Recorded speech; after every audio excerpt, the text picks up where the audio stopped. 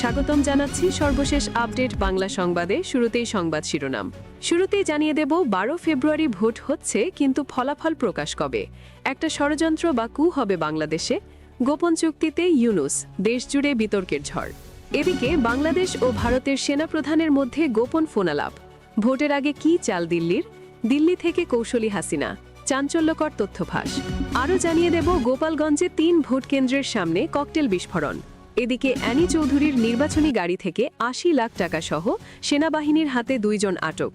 আরও জানিয়ে দেব মুন্সিগঞ্জে বিএনপি ও সহিল প্রার্থীর সমর্থকদের সংঘর্ষে আহত 10।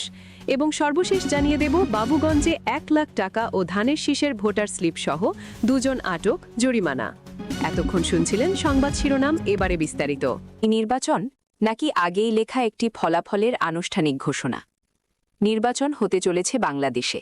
তার আগে এই প্রশ্নই এখন রাজনৈতিক ওয়াকিবহল মহলের মধ্যে ঘুরপাক খাচ্ছে। তবে 7 ফেব্রুয়ারি বাংলাদেশের অন্যতম সংবাদপত্র মানবজনীন একটি সম্পাদকীয় প্রকাশ করেছে, যার শিরোনাম প্রশাসনিক কিউ এবং ফেব্রুয়ারির নির্বাচন। 12 ফেব্রুয়ারি ভোটের ফলাফল কি হতে পারে, কে জিতবে কে হারবে, এ নিয়ে তো চায়ের কাপে ঝড় তুলছেন বাংলাদেশের সাধারণ জনগণ। মানবজমিন এটাও দাবি করছে ঘরে বাইরে একই আলোচনা চলছে। কিন্তু আদতে দেখা যাচ্ছে আসন্ন 12 ফেব্রুয়ারির নির্বাচনকে ঘিরে দেশে এক অদ্ভুত নীরবতা আর চাপা উত্তেজনা রয়েছে বাংলাদেশে। কারণ বাইরে বলা হচ্ছে অবাধ ও নিরপেক্ষ ভোট, ভেতরে চলছে এক ভিন্ন বাস্তবতা। বাংলাদেশের ওয়াকিবহল মহলের একটা বড় অংশের দাবি, এই নির্বাচন নিয়ে মোহাম্মদ ইউনূসের প্রশাসন এবং তাদের অধীনে থাকা নির্বাচন কমিশন, পুলিশ প্রশাসন, প্রযুক্তি বিশেষজ্ঞ, আনসার ভিডিপি, পর্যবেক্ষক সংস্থা এবং মাঠ প্রশাসনের কর্মকর্তারা মিলিয়ে একটা সুপরিকল্পিত নীল নকশা তৈরি করেছে, যা ভোটের ফলাফল যে কোনো সময় পরিবর্তন করা হতে পারে। বাংলাদেশের রাজনৈতিক ওয়াকিবহল মহলের প্রশ্ন, এটি কি সত্যিই কোনো নির্বাচন হতে যাচ্ছে, নাকি আগে থেকে লেখা একটি স্ক্রিপ্টের ফলাফলের আনুষ্ঠানিক কোনো ঘোষণা হবে? এখনও পর্যন্ত বাংলাদেশে যতগুলি সমীক্ষা বা জরিপ হয়েছে, তাতে দেখা যাচ্ছে বিএনপি সে দেশের ক্ষমতায় আসতে চলেছে একক সংখ্যাগরিষ্ঠতা নিয়ে। এদিকে বাংলাদেশ ও ভারতের সেনাপ্রধানের মধ্যে গোপন ফোনালাপ। ভোটের আগে কি চাল দিল্লির? দিল্লি থেকে কৌশলী হাসিনা, চাঞ্চল্যকর তথ্য ফাঁস। বাংলাদেশে জাতীয় সংসদ নির্বাচন ও গণভোট নিয়ে শেষ মুহূর্তের প্রস্তুতি তুঙ্গে। প্রশাসনের কর্তা ব্যক্তিরা যেমন ব্যস্ত ভোট কেন্দ্রে পৌঁছতে, তেমনি আইন শৃঙ্খলা বাহিনীগুলি ব্যস্ত তাদের নিরাপত্তা বিষয়ক প্রস্তুতি চূড়ান্ত করতে। এর মধ্যেই দেখা গেল এক অভূতপূর্ণ দৃশ্য। বাংলাদেশের কুড়িগ্রামে বাংলাদেশ সেনাবাহিনীর প্যারা কমান্ডোরা হেলিকপ্টার মহড়া দিলেন। এই দৃশ্য দেখে এখন অনেকেই প্রশ্ন তুলছেন, ভোট হবে নাকি যুদ্ধ হতে পারে? অনেকটা আপৎকালীন পরিস্থিতিতেই এভাবে সেনাবাহিনী প্রত্যন্ত অঞ্চলে গিয়ে দুর্গতদের উদ্ধার করে নিয়ে আসে। এই ধরনের মহড়া ভোটের জন্য কেন হচ্ছে, সেটাই এখন সবচেয়ে বড় প্রশ্ন। সংশ্লিষ্ট মহলের মতে সেনাবাহিনী আসলে বাংলাদেশের সাধারণ মানুষকে বোঝানোর চেষ্টা করছে যে তারা তাদের পাশে রয়েছে। আবার কেউ কেউ বলছেন এই ধরনের মহড়া দিয়ে সেনাবাহিনী আসলে একটা ভয়ের পরিবেশ সৃষ্টি করছে, যাতে ভোট কেন্দ্রমুখী না হয় অনেকে। দিন 2 আগেই বাংলাদেশের একটি সংবাদ মাধ্যমে হানা দিয়ে 21 জন সাংবাদিককে তুলে নিয়ে গিয়েছিল সেনাবাহিনী। এতে কার লাভ? মনে হতেই পারে আওয়ামী লীগের ভোট বয়কটের আহ্বান আরও জোরালো হবে। কিন্তু আসলে যেটা হবে সেটা হলো ভোটের শতাংশ নিয়ে খেলা হবে। কারণ ইতিমধ্যেই একটি সমীক্ষায় প্রকাশ পেয়েছে ত্রয়োদশ নির্বাচনে ভোটদানের হারের ওপর জয় পরাজয় অনেকটা নির্ভর করবে।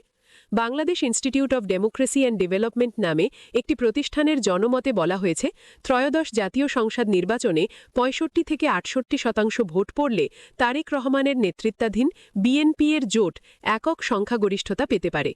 অন্যদিকে যদি 53 থেকে 58% হয়, শফিকুর রহমানের জামায়াতে ইসলামের নেতৃত্বে 11 দলীয় নির্বাচনী ঐক্য সরকার গঠনের সম্ভাবনা তৈরি হবে।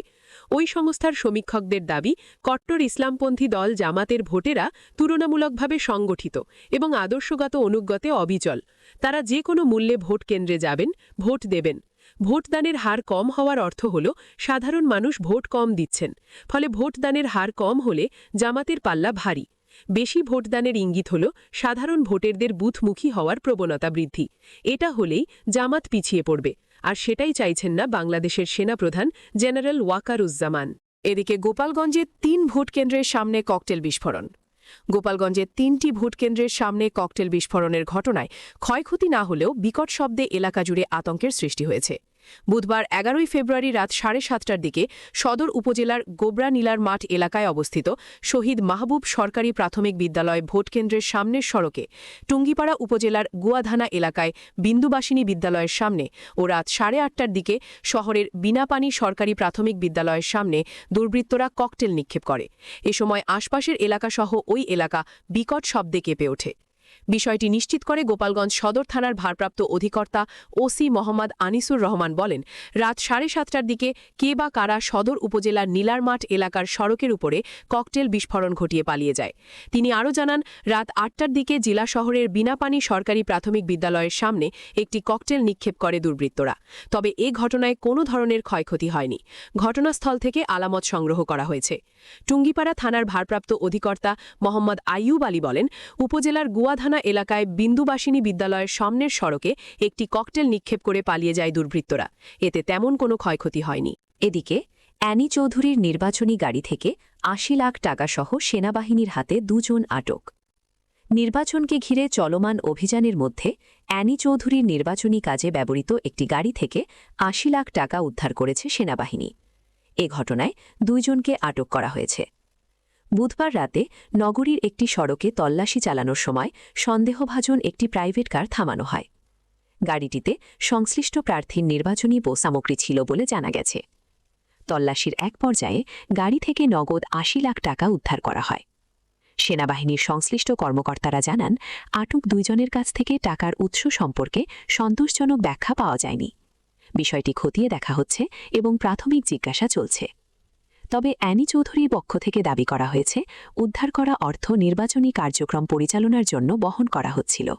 এ বিষয়ে বিস্তারিত ব্যাখ্যা দিতে তারা প্রস্তুত রয়েছেন বলেও জানানো হয়। ঘটনার পর এলাকায় চাঞ্চল্যের সৃষ্টি হয়েছে। সংশ্লিষ্ট প্রশাসন জানিয়েছে, টাকার উৎস ও উদ্দেশ্য যাচাই করে আইনানুগ ব্যবস্থা নেওয়া হবে। এদিকে মুন্সিগঞ্জে বিএনপি ও স্বতন্ত্র প্রার্থীর সমর্থকদের সংঘর্ষে আহত 10। মুন্সিগঞ্জের সদর উপজেলায় বিএনপি ও স্বতন্ত্র প্রার্থীর সমর্থকদের মধ্যে সংঘর্ষের ঘটনা ঘটেছে। এতে দুপক্ষের অন্তত 10 জনের আহতের খবর পাওয়া গেছে। বুধবার 11 ফেব্রুয়ারি বিকেল 5:30টার দিকে উপজেলার শিলই ইউনিয়নের 3 নম্বর পূর্বরাখী সরকারি প্রাথমিক বিদ্যালয় কেন্দ্রে এই ঘটনা ঘটে। আহতদের মধ্যে 5 জনকে মুন্সিগঞ্জ জেনারেল হাসপাতালে ভর্তি করা হয়েছে। তারা হলেন জুয়েল রানা শেখ 40 বছর, জয় বেপারি 32 বছর, ইকাবাল খান 38 বছর, সোহাগ বেপারি 45 বছর এবং জাব্বার বেপারি 55 বছর। হাসপাতালে চিকিৎসাধীন আহত জুয়েল রানা শেখ ইত্তেফাক ডিজিটালকে জানান, বিকেল 5:30টার দিকে সদর উপজেলা যুব দলের সাবেক সদস্য সচিব মাহবুব হাসান সোহাগের সঙ্গে আমরা ফুটবল প্রতীকের প্রার্থীর 10-12 জন সমর্থক কেন্দ্রের বাইরে অবস্থান করছিলাম। এ সময় ধানের শীষ প্রতীকের সমর্থকরা মিছিল নিয়ে আসছিল। প্রচারণা বন্ধর পরও মিছিলের বিষয়টি জানতে চাইলে তারা দেশীয় অস্ত্রশস্ত্র নিয়ে আমাদের ওপর হামলা করে। অন্যদিকে ধানের শীষের প্রার্থীর সমর্থক ও বিএনপি নেতা জাকির জমাদার বলেন, সেখানের মিছিলের কোনো ঘটনা ঘটেনি। আমরা 10-15 জন কেন্দ্রের সামনে গেলে তারা আমাদের বাধা দেয়, এখানে কেন আসছি। এরপর কথা কাটাকাটি হলে তারা আমাদের ওপর হামলা করে। আমরা প্রতিরোধ গড়ে তুললে 2 পক্ষেই সংঘর্ষ হয়।